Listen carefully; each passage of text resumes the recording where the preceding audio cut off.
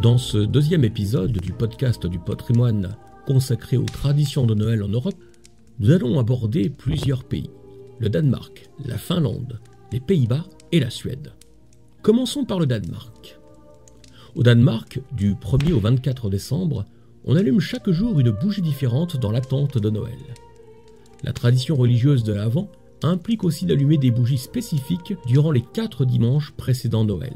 Dans la nuit du 12 au 13 décembre, les Danois fêtent Sainte Lucie, patronne des Lumières. Une jeune fille vêtue de blanc et coiffée d'une couronne de bougies mène une procession où l'on interprète un chant traditionnel. Enfin, le jour tant attendu, le Père Noël, Julinis, distribue ses cadeaux avec l'aide de nombreux lutins. À la fin du réveillon, il est de coutume de servir le julegrod, un pudding de riz au lait à la cannelle où se cache une amande. Celui qui la trouve reçoit en cadeau un petit cochon porte-bonheur en pâte d'amande. On réserve toujours une portion de julegrod pour les elfes qui, dit-on, raffolent de ce dessert. En Finlande, aux 12 coups de midi, la paix de Noël est officiellement proclamée à Turku, l'ancienne capitale finlandaise, au cours d'une cérémonie retransmise par les médias. Le soir de Noël, les Finlandais chantent, vont à l'église et au cimetière, se détendent au sauna et se réunissent autour d'un dîner.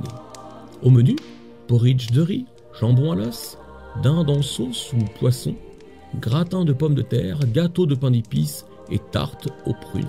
Enfin, le Père Noël distribue en personne ses cadeaux aux enfants qui ont revêtu pour l'occasion des costumes de lutin rouge. La tradition, là-bas en Finlande, rapporte que le Père Noël viendrait de Korvotunturi, en Laponie, une région au nord de la Scandinavie. Les Danois, eux, prétendent qu'il habiterait au Groenland, bien entendu. Aux Pays-Bas, Sinterklaas, Saint-Nicolas, est au cœur de toutes les attentions. On prétend là-bas qu'il quitterait l'Espagne vers la mi-novembre pour se rendre en bateau en Hollande. Son voyage est suivi à la télévision par des millions d'enfants et une foule considérable l'attend au port hollandais, différent chaque année, où il accoste. Puis il parade dans la ville, monté sur un cheval blanc, accompagné du père Fouettard, tout vêtu de noir. Le 5 décembre, la veille de la Saint-Nicolas, les cadeaux sont distribués aux enfants, emballés dans des pochettes surprises pour ne pas laisser deviner leur contenu.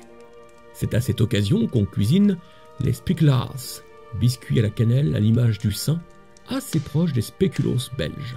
Le 24 décembre, les Hollandais continuent de fêter Noël et dégustent une dinde, une oie ou un lièvre en écoutant des contes de Noël dans leurs maisons décorées et illuminées. Voyons à présent comment Noël se déroule en Suède. Pendant l'Avent, les fenêtres des maisons s'ornent d'étoiles en paille ou en métal, et un chandelier à 4 bougies est allumé à raison d'une bougie chacun des 4 dimanches précédant Noël. Le 13 décembre, à la Sainte Lucie, l'aînée des filles de la maison revêt une robe blanche avec une ceinture rouge et porte une couronne avec 4 bougies allumées. Des processions de jeunes filles ainsi costumées ont lieu dans les rues et chaque année, les Suédois élisent leur Lucie nationale. Le 24 décembre apparaît Jultomte, l'équivalent du Père Noël. C'est un gnome à barbe blanche coiffé d'un bonnet rouge qui vivrait sous le plancher des maisons.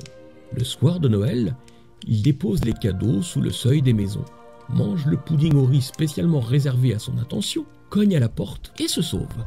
S'ensuit un copieux repas composé de charcuterie, de poissons, de gâteaux au safran, le tout arrosé d'un soda et d'un glögg, un vin chaud épicé.